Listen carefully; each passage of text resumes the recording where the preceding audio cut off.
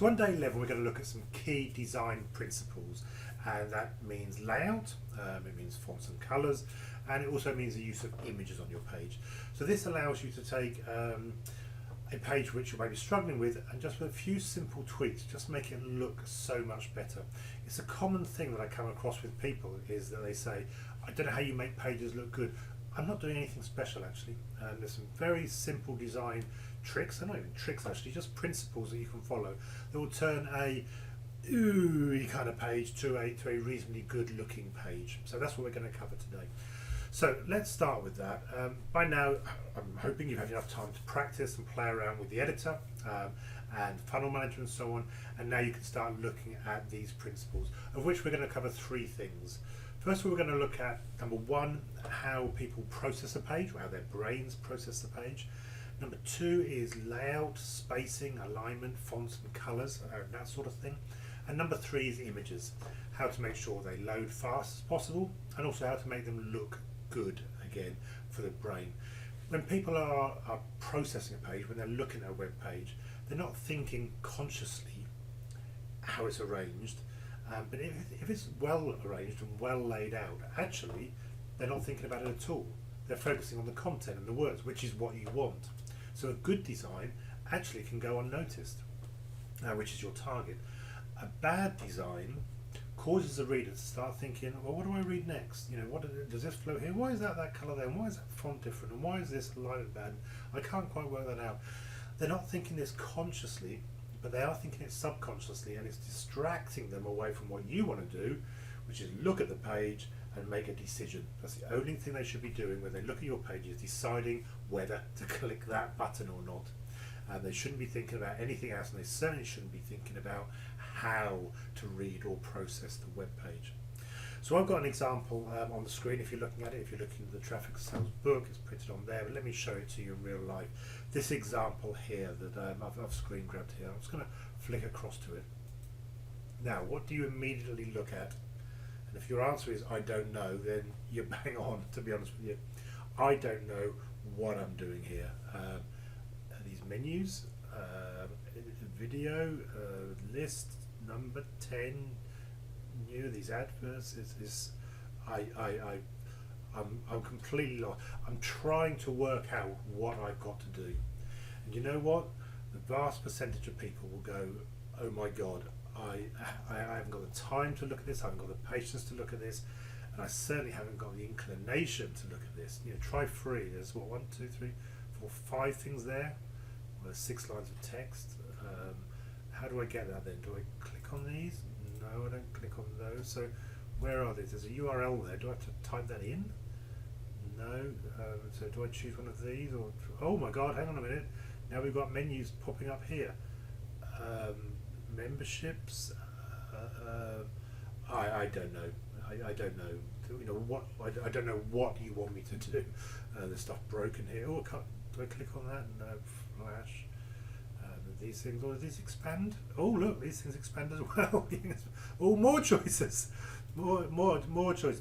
So the chance of me picking the thing that this lady, Jamie Lynn, wants me to do is just about zero, because the odds of me picking what I should be clicking on to become engaged and to lead on to becoming a customer and being led on that journey of mine is, well, the chance of me clicking on what she wants me to click on is zero. She probably doesn't know what, lots of free stuff. No, I don't click on that.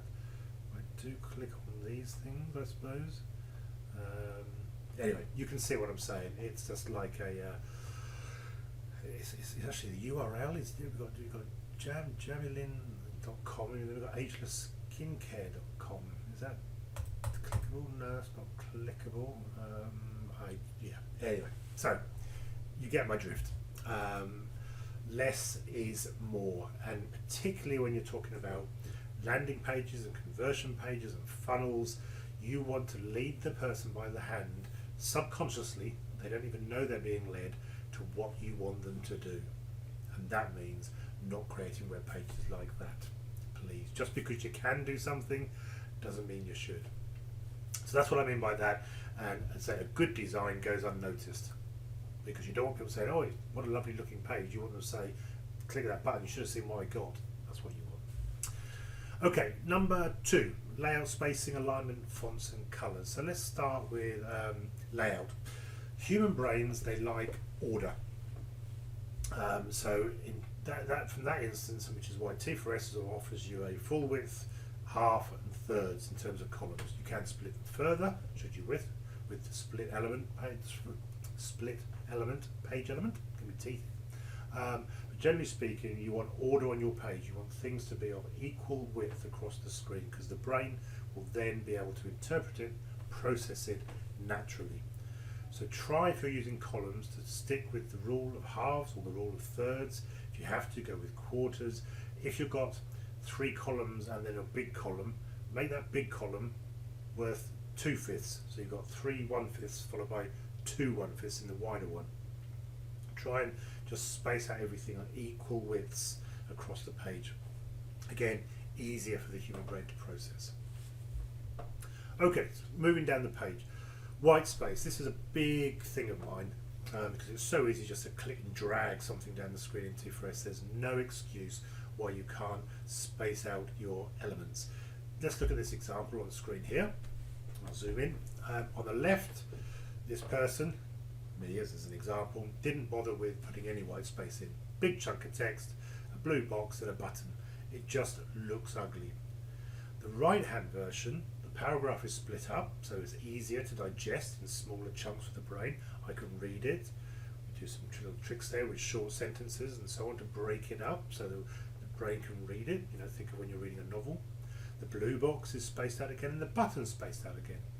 And in the blue box, to avoid the text being nice and tight in the corners, which again just grates on the human brain, we put a bit of spacing inside, which is the padding, the space at the top, left, bottom and right of any element you can do via the config bar. So just a little bit of vertical space, breaking up those big paragraphs of text, dragging elements down so there's a space in between them, and putting some padding in if you're using a background colour. And on the More tab, if you click on an element, you can set its background colour. Just spaces things out, and the reader isn't thinking, how do I read this? They're just reading it. Again, good design goes unnoticed, bad design gets noticed. So that's layout and alignment. Alignment of text also, again, let me just go down here and we'll zoom in again. Left alignment, center alignment. It is almost a habit of people, and this goes for a lot of people. They center line everything on the page, so they get a big center line and everything spread out from it, including text. I'm not a fan of that, because there's a reason why novels and magazines and newspapers left align text. It's because the human brain has a point of reference to start each line. Imagine that old vintage typewriter, ching, ching, ching, going down to the next line. The brain knows where to go to start the next line. Yeah? You wouldn't do that, your brain's doing that, your eyes are doing that, you know where to go. So you can see on the left hand column here, left aligned text, everything starts in a nice neat line down the left, and I can read very quickly what's going on. However, if I center align it on the right hand version, my brain has to find where I'm going to go to next for the next line. So my brain is not thinking about reading the words and whether I should click on that button or not. It's thinking, where do I go next to read?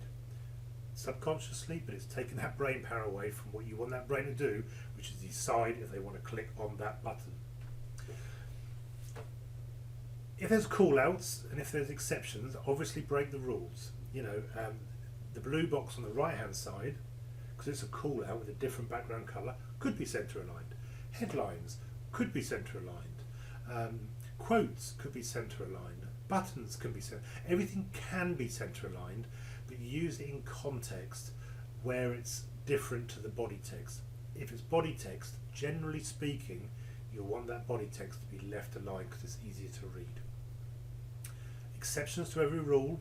On mobile, where it's thinner, you might get away with it a bit more, but I would advise you start with body text. In fact, start with everything left aligned and see where you can center it as an exception. Headlines at the top of the page is an obvious one. They tend to be center aligned, maybe the subheading below center aligned because it's the title at the top of the page, and normally only a few words. If it's only a few words, like this is not a trick up there, that sits in the middle and it's quite clear where you go to read it.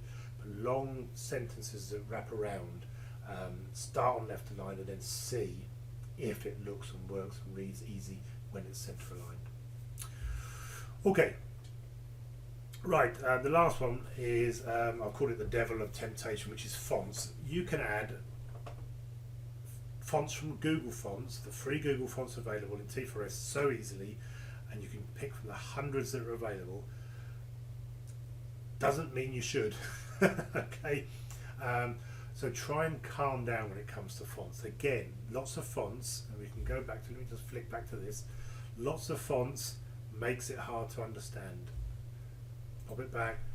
Single fonts are easier. So for example, I tend to use Oswald, which comes as default, for my button fonts. Always, all buttons, same font. Brain sees a button, sees that font, knows it's something clickable. If I used Oswald as headings as well, particularly with colour, it might confuse people. So I always have Oswald as my buttons and I don't use it anywhere else. Body text. Pick a body text font, pick a headline font. They can be the same font, you might get away with two. So in the bootcamp here, let me scroll to the top of the page, I use this font here as a sort of an army font because it's got whole bootcamp thinking. So all my key main headings are of this Black Ops font, as it's called. So the Black Ops font, all major headings. All of my body text is all open sans, so it's consistent throughout. So the user is not having to think, what is the importance? Why is that different font? Again, they're not thinking out loud, but their brain is thinking that alongside reading. We don't want that. We want just reading, just action. So I would advise you to limit your choice of fonts to 2 maximum, headline and body text, 2, possibly a third for buttons. So for me on bootcamp, Black Ops, Open Sans and Oswald for buttons, and that's what I use and no more than that. If you use any others, use them wisely, use them in context, use them for a purpose, otherwise it just gets too much. So that's fonts. The other thing is colours. Again, colours, dare I switch back to this? You know, I have no idea what's more important than anything else. I have no idea what's a headline. I have no idea what's a link. I don't know what's going on.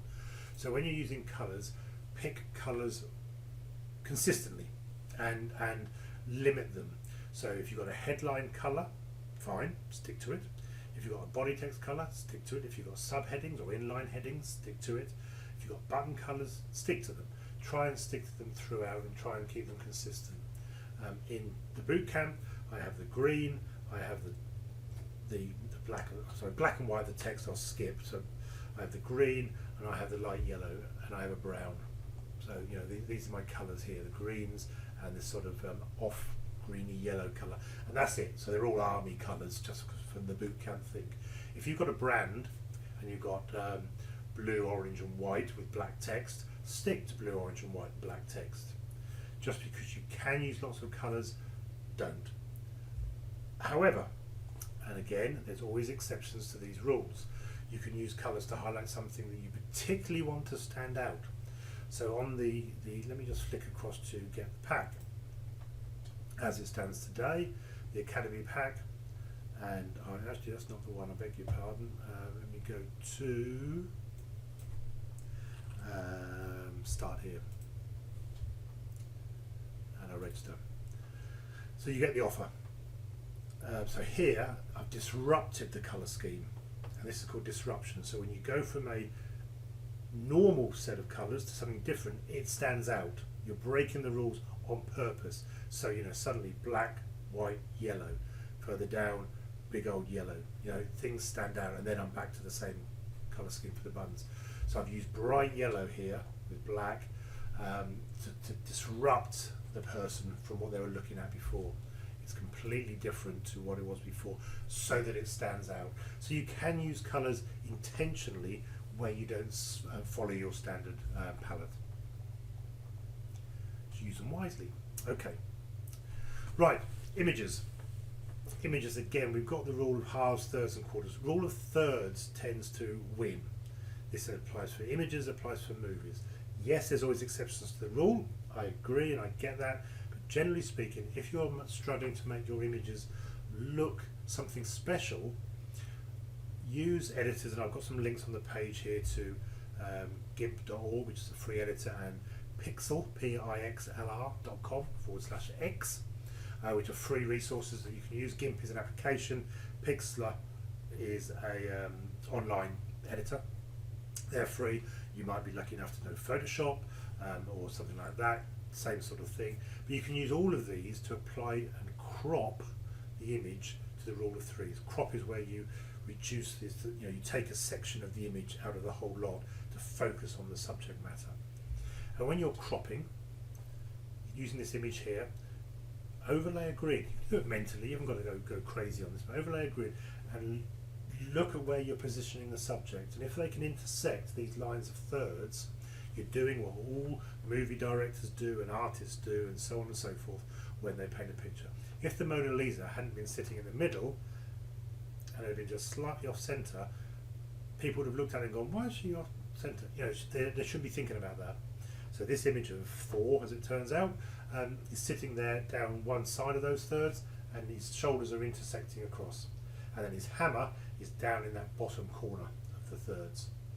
So it's positioned in a way that the brain thinks, oh, nice image. As opposed to thinking, oh, that's a bit of a naff image. Naff images get called out, good images just don't get noticed. Remember, good designs don't get noticed, bad designs do.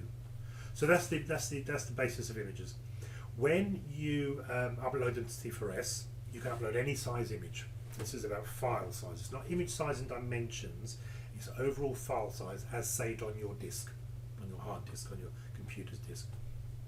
The bigger the file size, the longer it takes to load on your page. This will do two things. First, it will annoy the visitors because instead of reading the words and clicking on the buttons, they're watching the image load up.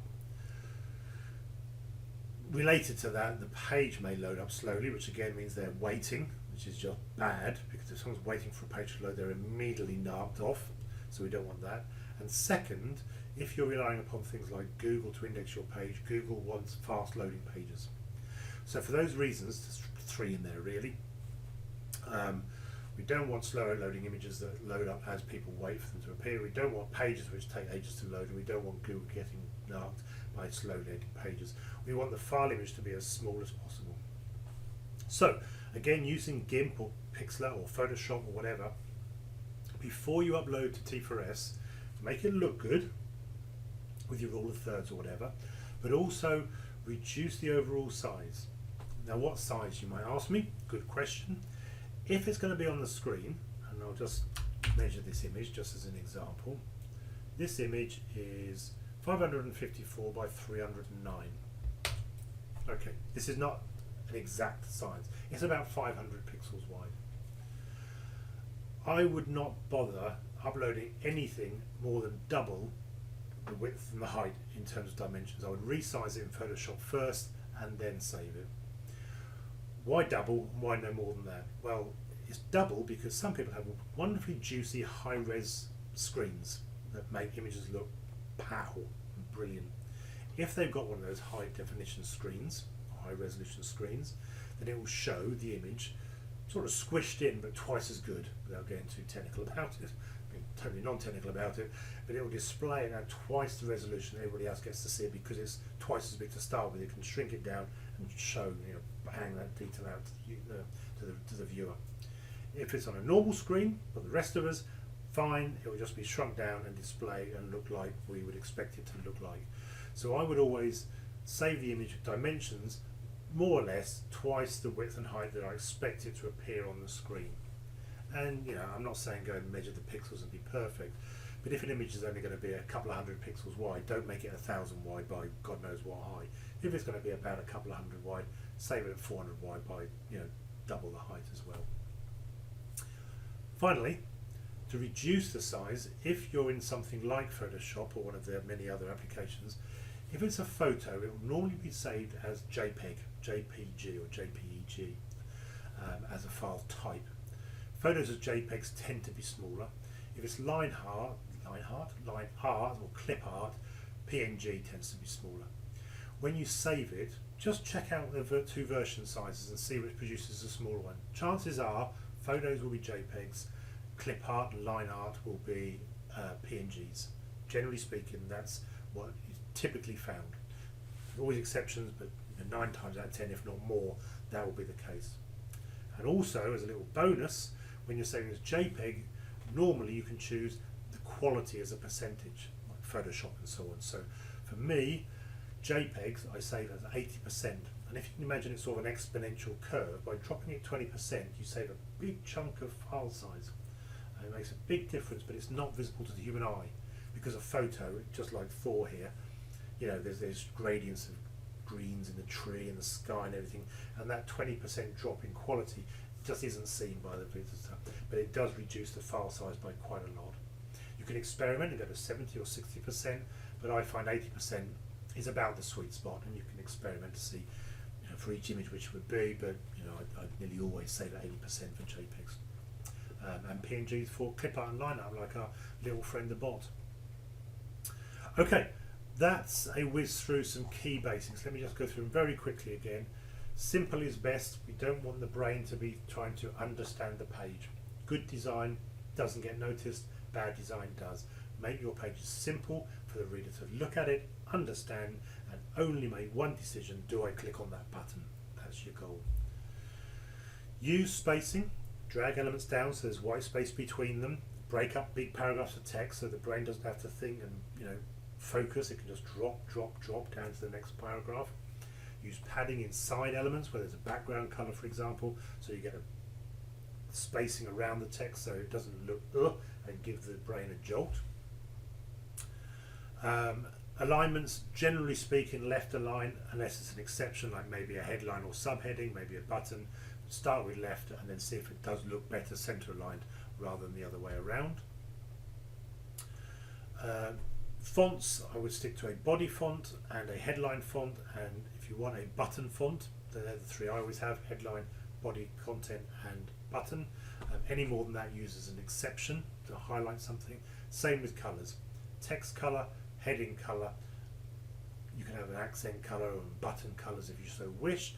So text, headings, buttons and so on, and after that start to use it as an exception, as a disruptor rather than the rule.